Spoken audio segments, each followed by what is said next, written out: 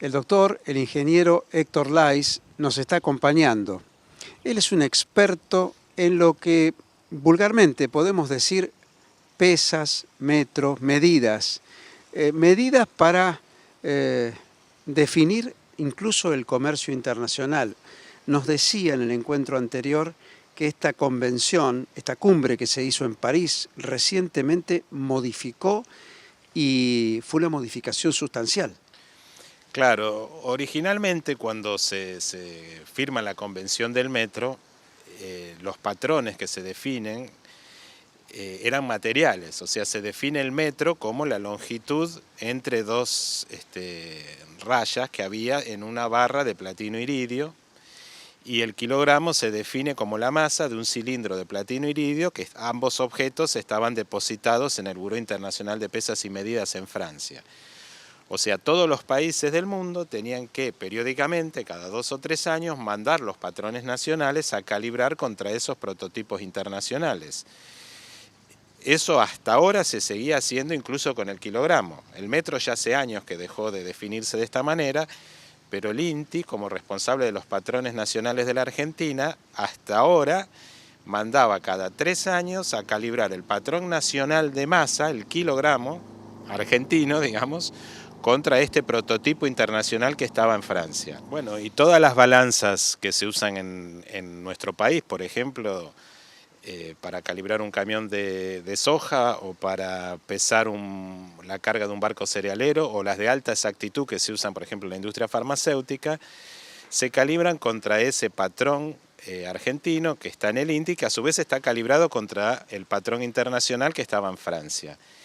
Eso es fácil de explicar o de entender, pero representa un problema, porque todas las mediciones del mundo de masa están dependiendo de un solo objeto.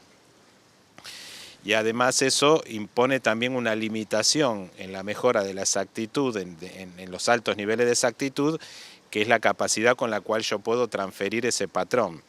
Eso es lo que se cambió a partir de esta convención, esta conferencia general de noviembre, y se eliminó la definición del kilogramo en función de ese prototipo, y a partir de ahora el kilogramo está definido en función de un valor asignado a una constante física, como es la constante de Planck. Esto no solo se hizo con el kilogramo, sino también con las otras unidades de base. Lo que pasa es que el kilogramo es la más famosa, digamos, pero también se hizo con el ampere, con el mol y con el kelvin. El ampere es la unidad de corriente eléctrica, el mol es la unidad de cantidad de materia, de la química, y el kelvin es la unidad de temperatura, que también pasaron a estar definidas en función de constantes de la naturaleza, como es la constante de Avogadro, la carga del electrón o la constante de Boltzmann. O sea, a partir de ahora todo el sistema internacional de unidades está definido a partir de valores fijos asignados a constantes de la naturaleza. Entonces, en cualquier lugar o en cualquier momento donde yo pueda hacer un experimento que me vincule una medición de masa con la constante de Planck, con el valor de la constante de Planck, puede ser cualquier experimento. Si yo vinculo una medición de masa con la constante de Planck, voy a tener una realización de la unidad del kilogramo. Y eso lo puedo hacer en París, en Buenos Aires, en Tokio o en la Luna. Logramos la independencia. Bueno, en cierta medida el sistema deja de ser dependiente de un artefacto que está en un solo lugar y puede ser realizado en cualquier lugar por cualquier persona y en cualquier momento. Bueno, hacer esos experimentos no es fácil, digamos. Eso es una definición muy linda para decir que lo puede hacer cualquier persona en cualquier lugar, pero bueno, esos experimentos requieren mucha inversión y mucho conocimiento. Sobre todo esa inversión y ese conocimiento que es neurona.